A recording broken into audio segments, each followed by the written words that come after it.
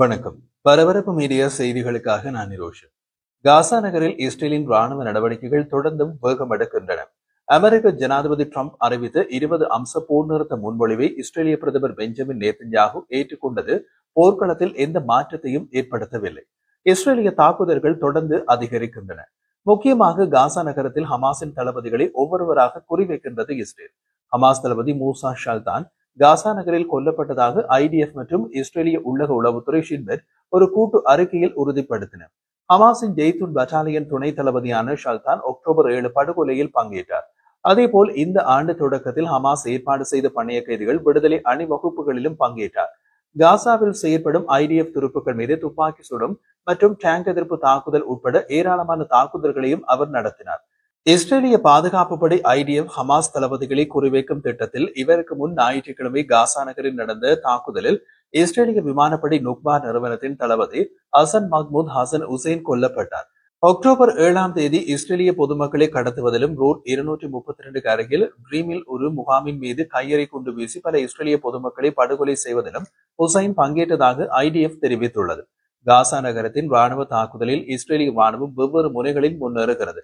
August 8 இஸ்ரேலிய அரசாங்கம் பிரதமர் பெஞ்சமின் நேதன்யாகுவால் முன்மொழியப்பட்ட காசா நகர தாக்குதல் திட்டத்திற்கு ஒப்புதல் அளித்தது. இது சுமார் 1 மில்லியன் பாலஸ்தீனியர்கள் வசிக்கும் காசா நகரத்திலிருந்து தொடங்கி முழு காசா பகுதியையும் படிப்படியாக மீண்டும் ஆக்கிரமிக்கும் திட்டத்தின் ஆரம்பம்.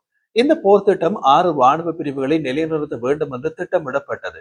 இஸ்ரேலிய ராணுவத்தின் படைப்பிரிவுகள் 162வது, 36வது, 98வது, காசா பிரிவு 99வது மற்றும் 146வது படைப்பிரிவுகள் போரில் ஈடுபடுத்தப்பட்டுள்ளன. செப்டம்பர் 5 இஸ்ரேலிய ராணுவம் காசா நகரில் குடியிருப்பு கோபுரங்களை படிப்படியாகவும் தீவிரமாகவும் இடிக்க தொடங்கியது. அதைத் தொடர்ந்து பாதுகாப்பு அமைச்சர் இஸ்ரேல் காட்ஸ் காசா நகரத்தின் நரகத்தின் வாயில்களை திறப்பதாக அச்சுறுத்தினார். செப்டம்பர் 15 இஸ்ரேலிய பிரதமர் பெஞ்சமின் நேதன்யாகு காசா நகரத்தின் 2ஆம் கட்ட ஆக்கிரமிப்பின் தொடக்கத்தை அறிவித்தார். இது காசா நகரத்தின் கட்டுப்பாட்டை கைப்பற்றும் ராணுவ திட்டத்தின் முக்கிய கட்டம். செப்டம்பர் 21 இஸ்ரேலிய ராணுவம் கூடுதல் படைகளை நிலைநிறுத்துவதன் மூலம் காசா நகரில் தனது ராணுவ நடவடிக்கைகளை ஆழப்படுத்துவதாக அறிவித்தது. காசா நகருக்குள் 70,000 இஸ்ரேலிய ராணுவ துருப்புகள் இருந்ததாக இஸ்ரேலிய வலைத்தளங்கள் தெரிவித்தன. செப்டம்பர் 23 காசா நகரில் 7வது கவச படைப்பிரிவின் 77வது பட்டாலியனில் ஒரு நிறுவன தளபதியாக இருந்த தனது முதல் சிப்பாய் ஒரு டேங்கின் மீது ஆர்பிஜி ஷெல் வீசப்பட்ட பின்னர் இறந்ததாக இஸ்ரேலிய ராணுவம் அறிவித்தது.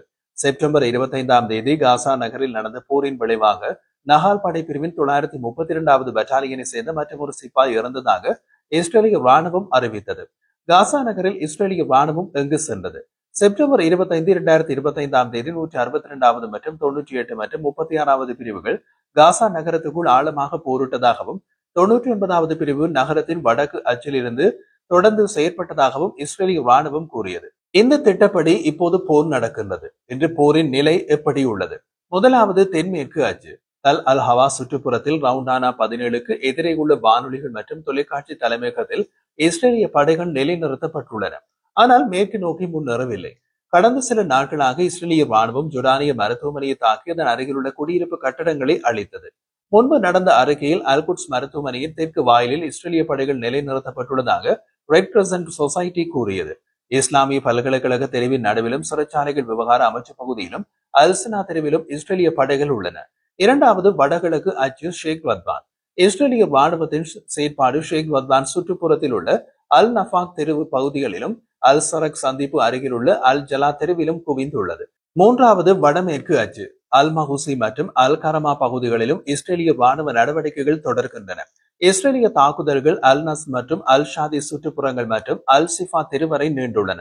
அங்கு இளைஞர் மன்றம் மற்றும் விளையாட்டு திடல் சந்திப்பில் இஸ்ரேலிய படைகள் நிலைநிறுத்தப்பட்டுள்ளன. இவ்வாறு இஸ்ரேலிய ராணுவம் மஹூசி கோபுரங்களிலிருந்து நூற்றுக்கணக்கான மீட்டர்கள் முன்னேறி தெற்கு நோக்கி செல்கின்றது.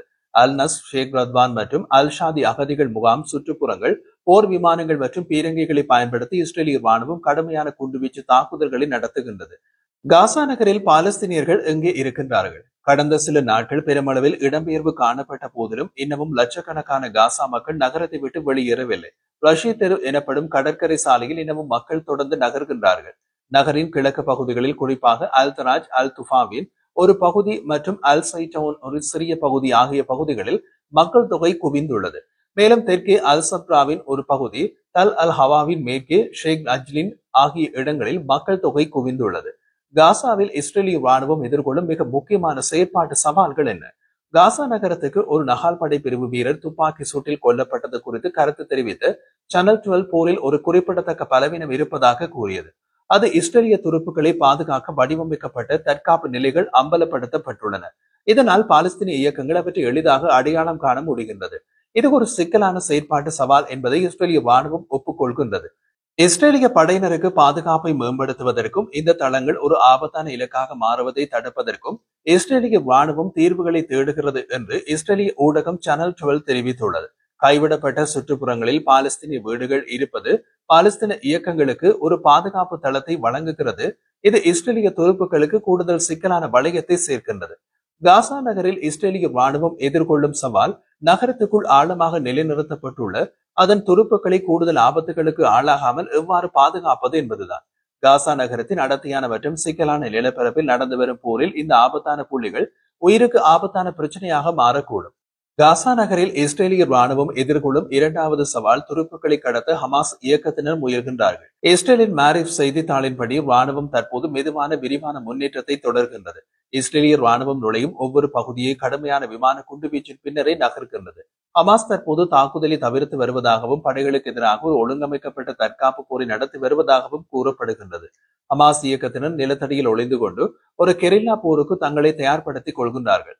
அதில் அவர்கள் காசா நகரம் முழுவதும் தங்களை நிலைநிறுத்திக் கொண்டவுடன் இஸ்ரேலிய படைகளை தாக்க திட்டமிட்டுள்ளனர். இஸ்ரேலிய படைகளை தாக்கும் நோக்கத்துடன் ஹமாஸ் ஏராளமான வெடிக்கும் சாதனங்களை தரையடிய புதைத்து வைத்ததாக இஸ்ரேலிய ராணுவம் கூறுகிறது.